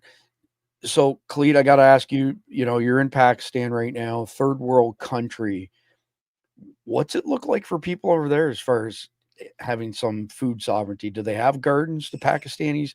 Is it a thing over there? Well, it's really interesting here. I mean, if you own land, you have gardens. I mean, the house I built has fruit trees, it has gardens, all my vegetables, everything come right from there. But what people have started doing now is they've started rooftop gardens. If they live in a city, they have built rooftop gardens where they've gotten the big black, the big black planters, and they've started planting gardens in there on top of their roofs, so that even if the food stops, they have vegetables that they can cook for themselves. And it's a really interesting thing, because when you look at this, is something that no one would think about before. Now you've got people using hydroponics, you've got people using rooftop gardens that are growing so much food for themselves that they're selling it to their neighbors as well. That's so super interesting. We're still in that village mentality. We all go to the market. All the vegetables are fresh, brought in that morning. All of them picked the day before, so everything's fresh here. What people have realized, that because we've had earthquakes, we've had terrorist attacks, we've had political murders that have shut down the country. Markets closed, everything closed, you can't get anything. People start going, wait a minute, there's got to be a solution to this. So they've started hydroponic systems. They put greenhouses up on their roofs. They put regular planters out on their roofs. Beans, vegetables, greens, all kinds of stuff is now grown at home. Because people have started going, if something happens, why not have our own solution at home? And we've got, I don't know if they have in the US, I'm sure they do, but here in Pakistan, there's a Chinese plant we can get that grows up like a tree and has tomatoes on it. Wow. From one tree, you get someplace in the neighborhood of 45, 50 kilos of tomatoes from one tree. 100 pounds. 100 pounds of tomatoes from one tree. And everyone has switched over to that. People are not planting the ground tomatoes anymore. Everyone's planting the trees now. Wow. So people have found different ways to get around it, because we've been through it already. We've seen it happen here. Well, yeah, I appreciate that. There used to be a guy at the local market here, and he was there multiple days per week, and he always had like this, just an incredible array of food products. And I was talking to him one day, and I said, man, how much land do you have to be growing all of this stuff? He says, 1 acre. I was like, come on, you're pulling my leg. There's no way 1 acre. He says, yeah, there sure is. He says, I went vertical. And he said he's got like typically 9 stacks of whatever it is that he's growing. He said, so I, in effect, have 9 acres of land, not 1 acre of land. Sort of really interesting guy, really interesting, effort on his part. So Jeff, we actually have quite a few farmers in Central Florida who still sell direct to customers. I'm curious what your thoughts are. Is there any reason why we couldn't resurrect something like that on a national basis and cut these ultra processed garbage foods out of the loop and go farm to market, like farm to consumer direct? The biggest thing keeping us from doing that are people are freaking lazy. Yeah. They want to go to the store and want it in cellophane, and they just take it and put it in the refrigerator. They don't want to have to go to a market and then see what's there and walk around and compare this to that or make a special trip. We need to decentralize our food system. Most people have one grocery store they go to. They may drive past 3 to get there because it's their favorite, but how many times do people drive past the farmer's market to go to the Safeway to buy squash when the fresh squash is right there at the farmer's market? Fair enough. Yeah. Legit We point. need to decentralize and grow it if you can. I hear it's a little harder in the desert. We don't have a lot of water and the ground's not that great, but there's other things you can grow. And I have a neighbor down the street. He has these big, like 100-gallon, tubs. Okay. And he grows tons of stuff. Wow. And he's got fruit trees, and he's got his biggest problem is keeping the deer and the javelina out of his garden. Yeah, no kidding. So, Randy, you get final say on the final chapter here. What are your ideas as far as, making progress with our fellow Americans, as far as getting them excited to participate in some element of food preparedness? How do you get people convinced to look? Like, if you go to the grocery, buy an extra case of water every time you go, just so you have it on hand. Buy extra stuff with a long shelf life, like our favorite meat, from Carnival sort of thing. How do you get through to the average person to get them to engage in prepping, essentially? Well, I think that, we're living in a time in society that probably have never existed before. And it's going to take, the same thing, you walking up and popping them in the face and giving them a black eye. You're going to do this. It's going to take something happening before people realize. I think that's, we've got some people on the channel here, and I have no doubt there's more across the country, but it's in that small range, like the 12% number we talked about here recently. Right. Probably a very small percentage of the population sees value in it right now. And some people, like some of the people here, have been doing it for years. That's just because what they do, and they've never done anything different. Good for them, because they're not going to have any issues doing that, while the rest of us are going to have to catch up. Yeah, fair enough. So that's it for the main topic. There's 5 segments. I'll just close by saying, that our entire food supply chain is dangerously fragile. And like Jeff hit the nail on the head, we have these centralized distribution hubs, centralized food processing plants, which makes them single points of failure to basically nuke the food supply chain. And we have very minimal local storage and direct, farm to market to your table. Call it farm to table, actually, is probably a better way of saying it. And, these corporate monopolies, in my mind, or whatever you want to call them, they've essentially created the perfect target for terrorists. Take them out and you take out a massive number of Americans' food supply. So, in kind of to tack on to what Randy just said, do a 90-day challenge. See what you can get stored up, prepped up for food in 90 days, and maybe get some other people in your family excited about it, and see who wins at the end of 90 days. Turn it into a game. Food prep challenge, 90 days. Let's see what we can stack up. If you're competitive like I am, I like to compete in everything. So I would be 100% down with that. Somebody in our family said, let's do this and see who wins.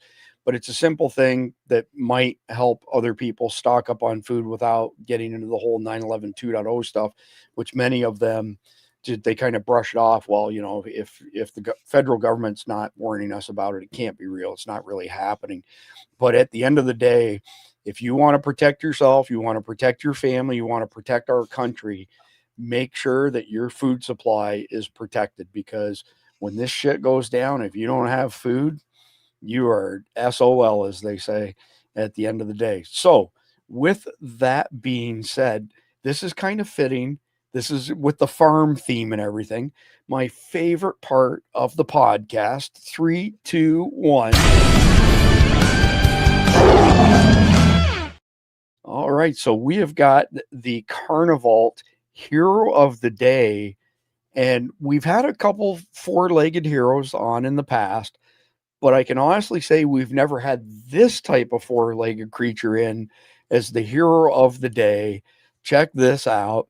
In the quiet chaos of a farm, an unexpected hero emerges. 15 seconds.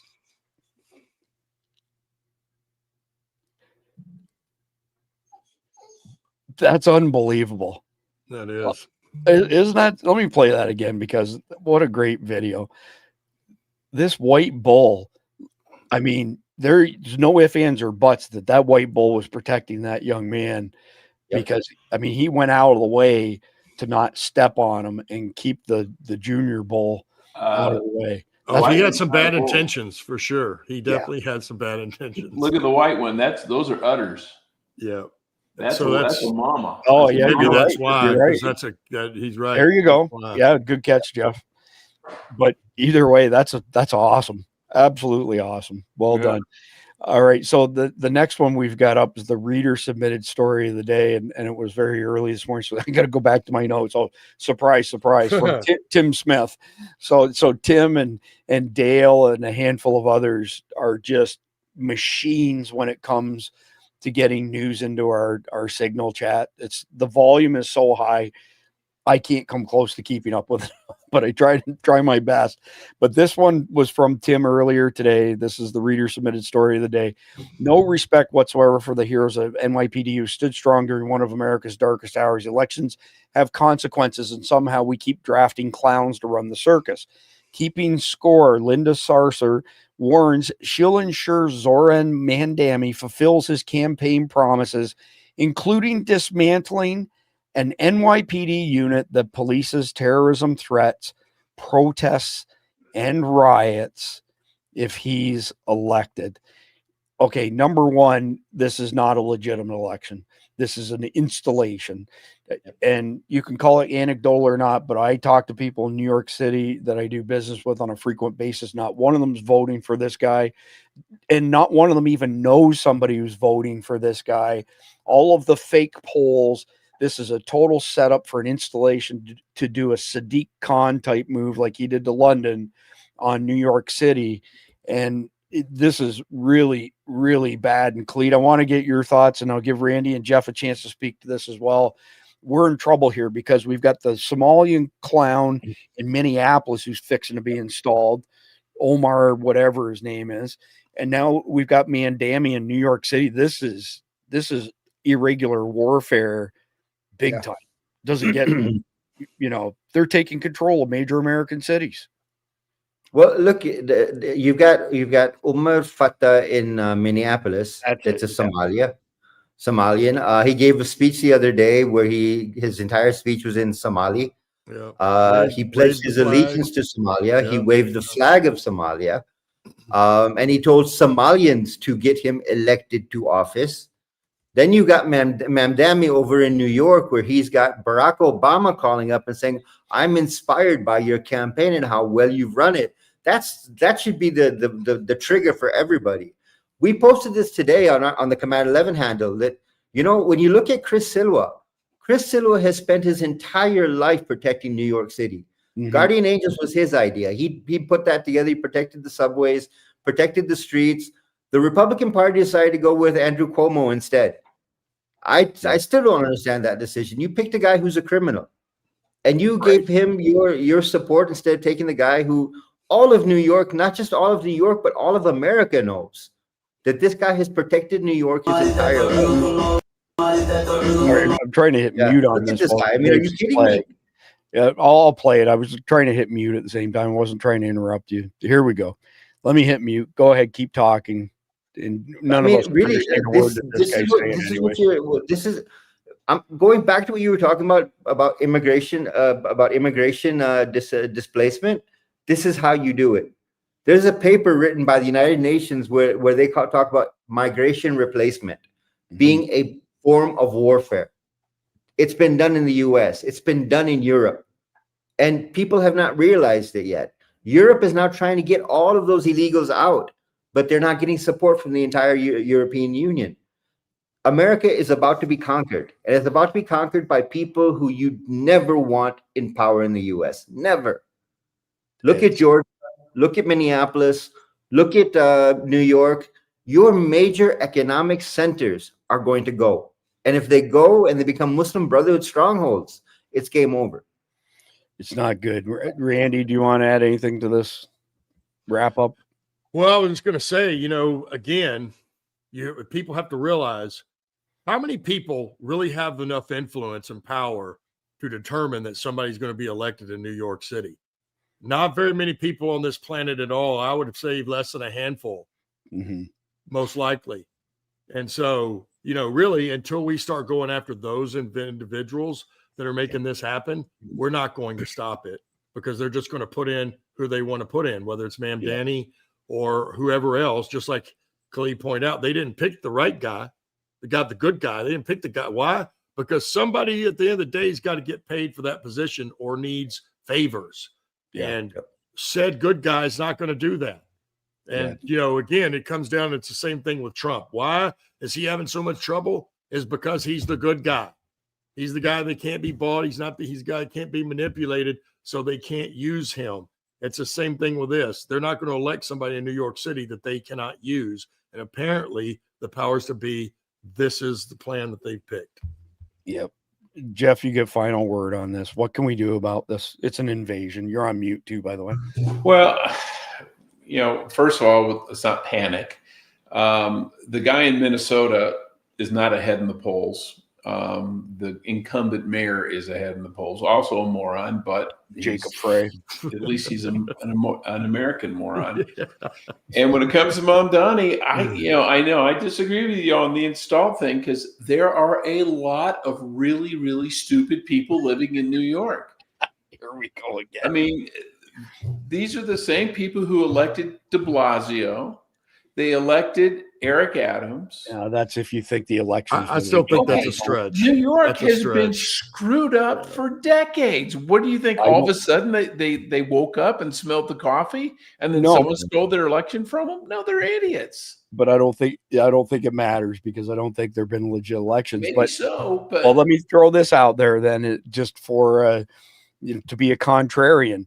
There are way too many Jewish people in New York City to allow this guy to get legitimately elected. And the young Jews are voting for him because they are young, uber liberal, and they're self-hating Jews. They recognize themselves as Jews only because mom was a Jew. They're not practicing. They don't follow the religion. They don't care. Well, unfortunately, they don't realize they have the bloodline, and that's really all that matters to everybody else. Jeff, I got to roll out because my wife's going to kill me. Because see, you guys hold on before you go. I don't. Mrs. Beanfriend has a message for you, Jeff. Not me not stupider than you. So you guys got to realize I started an hour later. You didn't, because we don't realize it. Fair enough. Well, we'll handle the conflict. I'll let you guys roll. Thanks, Jeff. All right. See you, Jeff. All right. See you guys. Take care, Jeff. That's too funny. So let's hit the conflicted question of the night here. Oh my God. It was time Gordon sat his wife down and told her about the realities of a world post-collapse. Things would be much different now. She would have to adopt a new way of looking at the world. If you had to prepare a loved one mentally and emotionally to live in a world after the collapse of modern society, what would you tell them? Khalid, I'm going to go to you first, but I know what you're going to say. Just kill them all. Now, look, there's logic first. That, you know, you try and explain it to them. And I've already played this game with so many people in Pakistan where I've tried to explain to them what will happen if, you know, the wrong people take over. And when they don't pay attention, well, then there are other options. You find ways to move them out of the circle. How many years ago did you move from the United States to Pakistan? 97, 98 was when I first came to Pakistan. All right, let me just refresh your memory. Battlefield executions are not legal here, just so you know. No, but look, there are ways to do them in the U.S. without them looking like a battlefield execution. Oh my God, here we go. It's in their food supply. Yeah. Right? Go ahead, Ray. Well, it's no different than, right, what you learn in special operations is, you know, and the word is basically been eradicated. You know, it's not double tap, because double tap is illegal, and that verbiage is illegal. If you say you used a double tap, that's an illegal on the battlefield, but a controlled pair is a whole different situation. And so, you know, you just have to it's like human nature. We will find a way, right? If there's a will, there's a way. And, I'm in agreement of that. I don't know how we would get that done, but we're getting to that point. And here's reality. If any type of, can we say, just like we mentioned, if this attack happens and it's 50% successful, I guarantee it will be the power grid and the food grid. So guess what's going to happen? Real bad days for the next few years. Yeah. And all the gloves are off at that point. And if you're the bad guys, guess what that means? There's really not any more law. Yeah. So it goes to Khalid. We kick and punt it to Khalid. And what does that mean? We kill them all at the end of the day. That's what will end up happening. And people can say what they want. They can code or puff it. They can say whatever. But it's the same thing with a survival situation. Remember, and I didn't get to answer on that one particular one. But I can promise you, folks, if you get hungry enough, you will eat the ass end out of a dead horse. That I promise you. No matter what, you can tell yourself that you couldn't and there's no way possible. That's right now while you're nice and fat. You've got plenty of food in your house. But let's kick it down the can a couple of months down the road of no food. And trust me, watch alone. Watch alone. You will see what happens within 30 days. And certainly the people that make it to 60 days out there by themselves, you'll see where they're at cognitively and the amount of energy they have. And the people that don't have food, they don't last. Yeah, for sure. I have a friend of mine whose church did a mission to Haiti, maybe, I don't know, 7-8 years ago, something like that. And he told me it was shocking when he saw children and adults to a lesser extent, but literally eating dirt, making mud patties and eating them to get the hunger pains to hopefully go away. That's just, I think mankind's done that several times. I mean, I think even in this country during the Depression, people ate leather, didn't they? And bark and some other things that you wouldn't think. Yeah, people will eat crazy stuff if it comes down to survival, for sure. So I want to quickly thank all of our paying Guardian members. There's no way that we could put in the hours that we do and still be able to put food on the table ourselves if we didn't have your support, but also especially to our premier sponsor, Carnival. These guys are hardcore Americans. Everything that they do, from the bag to the O2 absorber to the beef, chicken, and pork, is 100% American. There's no mRNA, no antibiotics, no histamines, no chemicals in it. That's grass finished, not grass fed. Grass fed means they porked them up on grain the last few weeks of their life. So they end up with a lot of the problems that other cattle have. Grass finished is a totally different deal. But these guys have cracked the code on something that nobody else have been able to do in large scale. So normally when you buy any type of freeze-dried meat, it's been cooked, freeze-dried, packaged up with a whole bunch of MSG and sodium. And then when you warm it up, you're effectively cooking it a second time. And there's a reason all the pieces of meat are like this big, because it's like Randy just said, leather. It's like chewing on leather. This is premium raw meat. So we do not get affiliate commissions from these guys, but if you go to carnivalt.com and you use the code EATMEAT, all one word, you get 10% off, free shipping on everything over $99. These guys are very generous. They pay us a stipend that helps us defer a lot of our expenses. And believe it or not, there are a lot of expenses. We're $4,700 and change, according to Cindy, on our software subscriptions alone. I come from high tech. I'm addicted to stuff like that. I come across an AI that does one particular thing well, I subscribe to it. That's all there is to it. But we use like flashlights, huh? Well, yeah, I had a meeting earlier today with a company that does Wagyu beef, and the guy's telling me how he likes flashlights, right? And I'm like, really? You like flashlights? Huh? And so I start, kind of piling them up here. There's another one down here. There's a couple over here that are actually really, really cool. Check this out. You ready for this? This is a combination lantern and flashlight. This thing is groovy as it gets. Let me see if I can get it to change over to a different level here. There you go. So it's just a flashlight in that case, but you can go from a flashlight to brighter flashlight to flashlight plus lantern. I'm probably right here. Like these are all Ace Beam flashlights.